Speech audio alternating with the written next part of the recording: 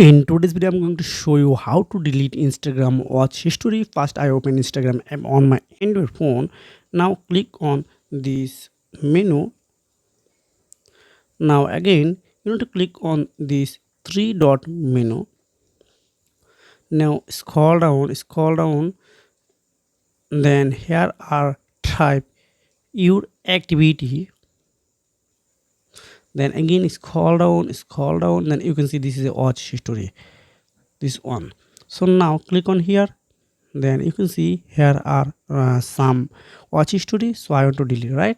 So now you need to click on select, then 1 2 3. Okay, I want to delete all the history. Then click on remove.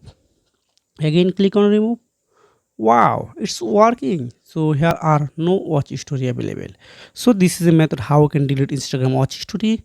If you have found this video helpful, make sure like and subscribe this channel so you can take care. Goodbye.